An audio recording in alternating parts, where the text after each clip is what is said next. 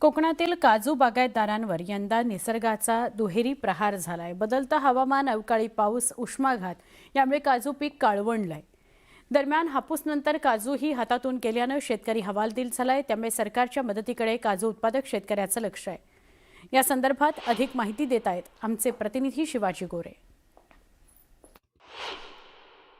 हापूस आंबा बागायतदाराप्रमाणेच कोकणातील काजू बागायतदार सुद्धा धास्तावल्याचं आपल्याला पाहायला मिळतंय। या वर्षी मोठ्या प्रमाणात मोहर आला आणि तो मोहर करपला, त्यामुळे कोकणातलं जे काजू पीक आहे ते काळवंडल्याचं आपल्याला पाहायला मिळतंय। पांढरं सोनं म्हणून या काजूची ओळख आहे।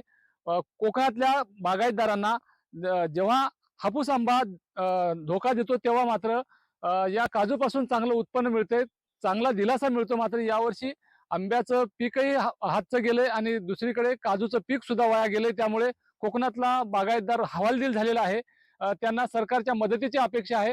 आपण पाहतोय की सगळ्याच बागेमध्ये अशा प्रकारची परिस्थिती आहे। मोठ्या प्रमाणात मोहर करपलेला आहे।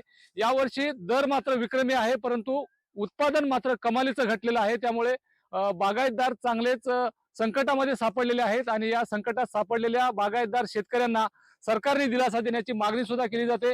आपण पाहतोय की दरवर्षी कोकणातल्या शेतकऱ्यांच्या पदरी निराशा पडते।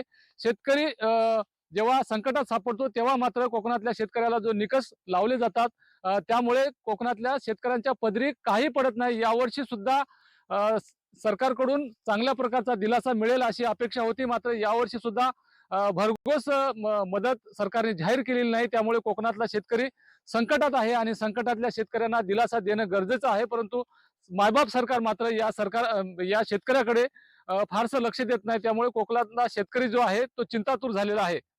शिवाजी गोरे, न्यूज 18 मराठी, दापोली, रत्नागिरी।